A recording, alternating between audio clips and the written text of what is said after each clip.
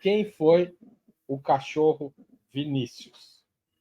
Ele é o maior espião da ditadura militar dentro do PCB? Eu acho que, com 20 anos de pesquisa, eu não tenho mais a menor dúvida sobre isso.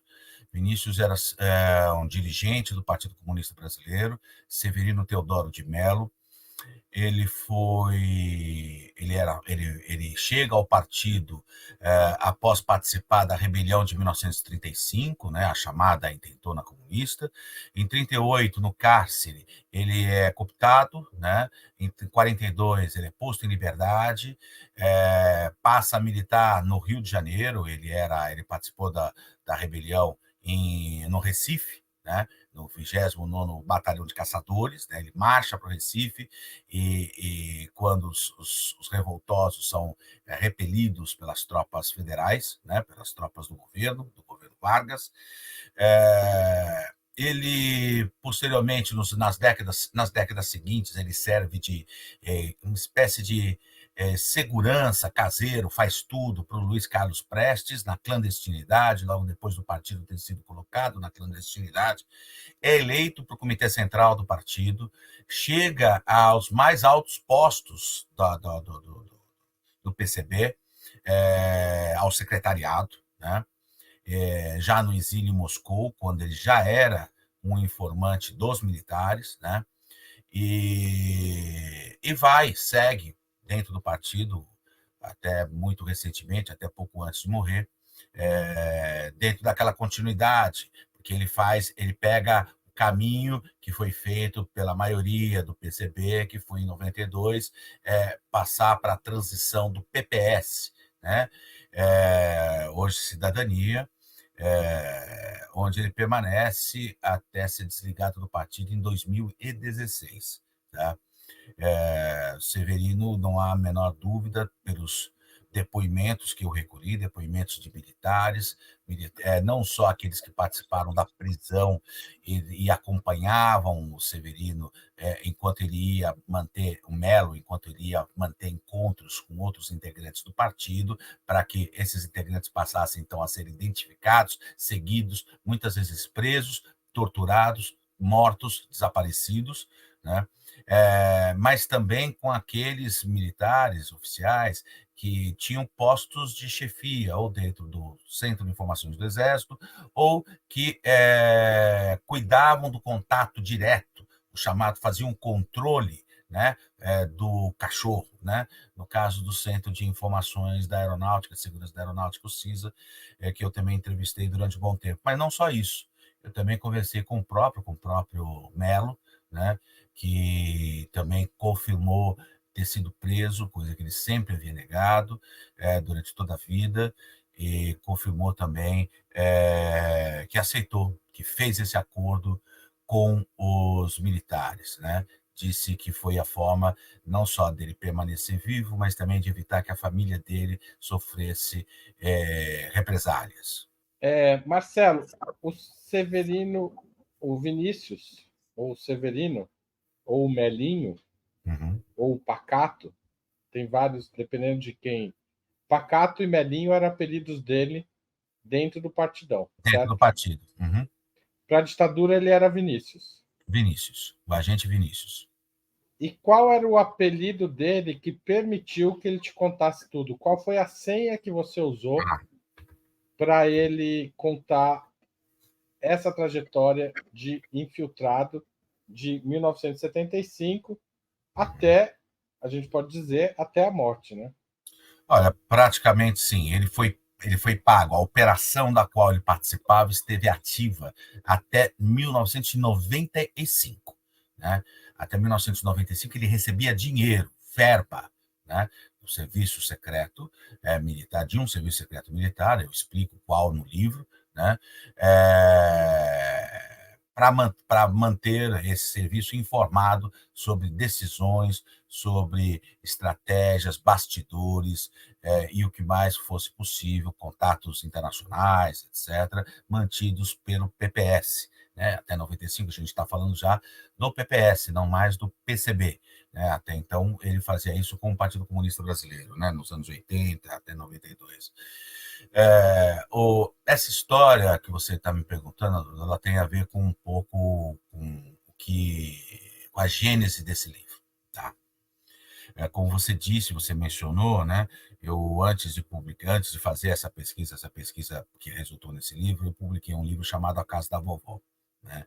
Que era especificamente sobre o DOI-CODE aqui de São Paulo e os agentes do DOI daqui de São Paulo. Logo depois da publicação desse livro, eu fui procurado por um agente do Centro de Informações da Aeronáutica. Até então eu não sabia, né? Essa pessoa não se identificou, não disse quem ela era. Ela mandou uma mensagem para mim por uma rede social, com duas perguntas, né? Por que eu não havia identificado na primeira edição do livro Casa da Vovó, pelo nome completo, quem era o agente Vinícius, número 1, e número 2, porque eu não havia também identificado com o nome completo quem era o agente Camilo, que era um outro cachorro da ditadura militar. Aquilo me deixou um pouco curioso e eu, assim, como eu respondo normalmente esses contatos, né, eu acabei respondendo para a pessoa, dando a justificativa aqui da pesquisa, né, porque que eu tinha feito isso, né. Essa pessoa me manda um e-mail, aí, já não mais por rede social, ele fala, olha, eu vou te mandar um e-mail, e nesse e-mail, que era um endereço fantasia, vamos dizer assim, era um nome frio que ele usava, né? Ele deu a seguinte resposta: Camilo, fulano de tal, terceiro exército da LN, treinou em Cuba não sei quando, então foi dando as datas e vamos dizer assim, a chamada, aspas, ficha, né, de quem era o Camilo, para dizer, eu sei, né? E fez a mesma coisa com Vinícius, né? Vinícius Severino Teodoro de Mello, Partido Comunista Brasileiro, foi descrevendo quem era ele e terminou o texto dizendo assim: eu fui o seu último controlador. Aquilo me deixou assim, né? Em suma, como assim, né? Quem é esse cara, né? Bom, isso, resumo da história. Eu fiquei nesse primeiro momento, falando com esse homem que controlava os cachorros, vamos dizer assim, durante quase um ano, sem saber quem ele era. Mas a cada e-mail que eu mandava para ele mandava alguma informação e passava alguma informação, fazia alguma revelação que eu ia verificando com outras fontes, com pessoas que foram vigiadas, pessoas que foram presas, outros agentes do Exército, agentes da polícia, pessoas que tinham trabalhado nos órgãos de segurança nos anos 70, 80, gente com outros pesquisadores, né? E tudo ia se confirmando, tudo, absolutamente tudo. Era uma coisa assim impressionante e uma memória que me deixava cada vez mais curioso, né? Porque indicava que ele tinha um acervo na casa dele, né? Ninguém mantém uma memória tão boa assim. É evidente que ele tinha lá uma série de documentos, tudo aquilo que a gente mantém um fichário, vamos dizer assim, em casa. No final desse ano eu consegui identificar esse agente, né? E mandei uma mensagem para ele dizendo: eu sei quem você é, eu sei o seu nome, você é o capitão Antônio Pinto, trabalhou no Centro de Informações da Aeronáutica durante o tempo que eu identifiquei com outras pessoas, porque ele foi fornecendo Então, pistas. primeiro, antes de identificar o Vinícius, você teve que identificar quem era que estava te passando a dica. Não foi uma coisa óbvia. Exato, exato, exato. E embora ele fosse fornecendo também muitas informações nesse meio tempo sobre o Vinícius e sobre outros, você falou aqui do Lamarca, né, sobre o MR8, infiltração dentro do MR8, que é um caso que até hoje eu também conto no livro, vou contar pela primeira vez no livro. É um caso que nunca tinha sido revelado até hoje sobre esse informante dentro do MR8, né? Uma organização que até então se achava infensa a esse tipo de ação da ditadura, que, na verdade, foi também atingida por isso no seu tempo final, vamos dizer assim, de luta armada no Brasil. Mas voltando ao Melo, depois de identificá-lo, um dia, conversando já com o capitão, né, ele solta uma informação assim: Tive falando com tive falando com o Melo semana passada, não, escuta, não foi. Fiz alguma pergunta sobre o Melo, sobre o PCB, etcétera, e ele falou o seguinte: "Ah, eu tive falando com ele na semana passada", daí eu falei: "Bom, você sabe que até hoje ninguém acredita que o Melo fosse informante, né, ninguém no partido, os companheiros, etcétera. Então, eu falei com ele semana passada", daí eu falei assim: "Bom, então me passa o telefone dele". Daí ele vira e faz o seguinte: "Olha, o telefone dele é esse, você vai ligar para ele, quem vai atender é a mulher dele. Você vai dizer que você quer falar com o Melo. Ela vai perguntar quem é e você vai dizer: 'Diga que é o amigo do Pirilo'. Melo virá até o telefone e você vai dizer então para ele o seguinte: 'Melo, eu quero saber informações sobre a ditadura militar'. Tudo. Tudo o que você perguntar para ele, ele vai responder para você. Eu fiz isso. E fiz isso na época, nesse primeiro contato. Diante, eu pedi que uma pessoa. Eu fui conversar com uma pessoa. Eu acho que eu posso revelar aqui sem problema. O jornalista Ivan Seixas, que na época pertencia à Comissão de Mortos e Desaparecidos Políticos, porque, em sendo verdade tudo isso, era possível que o Melo tivesse informações relevantes sobre os desaparecidos do PCB. E foi dentro do meu carro, aliás. O Ivan estava do meu lado e eu telefonei a primeira vez, seguindo o roteiro que o agente havia falado para o Melo. E aconteceu exatamente como o agente disse. O Melo veio ao telefone e ele não perguntou quem eu era. Ele não quis, não disse, não queria saber se eu era Marcelo, se eu era José, se eu era João. Bastou eu dizer que eu era a senha, né? Aquela senha, o amigo do Pirilo, que ele passou então a responder, né? Primeiro nesse telefonema, dizendo, tentando marcar um encontro com ele, né? E posteriormente a todas as perguntas que foram feitas a ele depois. É, o, ou seja, era evidente para mim que o Antônio Pinto, o capitão, né, que era conhecido como Pirilo, ou conhecido também como Carlos Azambuja, que era como ele se identificava em rede social, ele era muito ativo em rede social, né, com esse nome, Carlos Azambuja. Certamente havia telefonado para o Melo e havia dado a ordem para ele: olha, vai ligar uma pessoa para você, você responda tudo que ela te perguntar. O Vinícius contou muitas histórias para você. Qual foi a primeira e qual foi a que mais te impressionou? Olha, eu acho que a primeira coisa que me impressionou foi, primeiro, a primeira coisa que me impressionou, evidentemente, que eu acho que causa você fica, né, foi exatamente a, o fato dele não ter exigido em nenhum momento saber quem eu era. Isso realmente me deixou assim impressionado.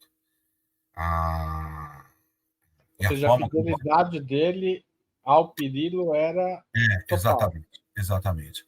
E a forma como ele respondia absolutamente tudo para mim, achando que eu era talvez aquele símbolo, né, daquela palavra-chave, né, daquela senha, né, o tal do amigo do Pirilo, né, que eu acho que isso era muito simbólico, né, e ele então vai contando como se deu a prisão dele e a decisão dele de delatar.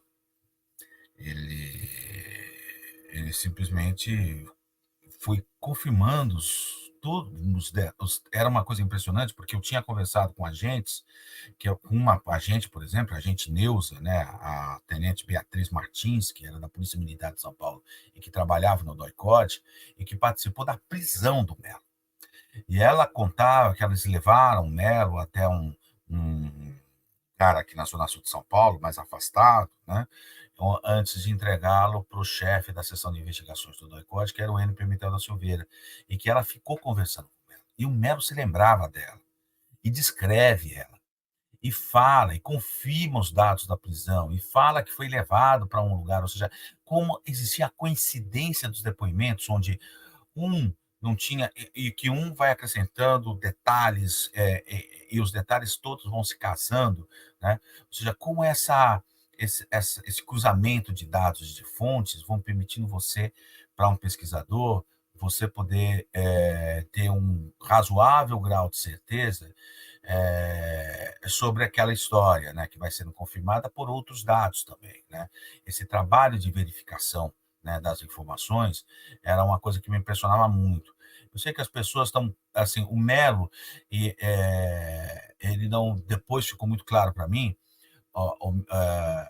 existiu, né, no passado, né, casos de cachorros que chegaram até a participar de prisão de colegas, né? O Jota da LN chegou a fazer isso, dar tiro, né? Mas o Melo não. O esquema do Melo era: você sai andando, vai fazer o ponto, que era o encontro, né, que eles mantinham, os encontros clandestinos, né, com o pessoal do seu partido, né, e a gente vai te seguindo. O Melo não recebia, isso ficou claro depois nos depoimentos, que o Melo não recebia um retorno dos militares, e era natural que não recebesse, evidente, aquilo era compartimentado, né, sobre o que eles faziam com as informações que eles obtinham depois. Ou seja, a partir do momento que o Melo se encontra com um determinado dirigente do partido, que passa a ser seguido, né, os militares não vão contar para o Melo: a gente seguiu esse cara depois se encontrou com fulano, com Beltrano, com Ciclano, e a gente prendeu ABCD. E vamos dizer assim, o que acontecia depois o Melo não sabia. Mas era uma coisa impressionante que no relato do Melo, não só o relato que ele fez para mim, mas também num manuscrito que eu obtive, que era um livro de memórias que o Melo estava preparando, onde ele contava a versão dele dos fatos, sem dizer que ele tinha sido preso. Mas ele contava uma coisa que era impressionante: os contatos que ele mantinha no partido. E era inacreditavelmente coincidente.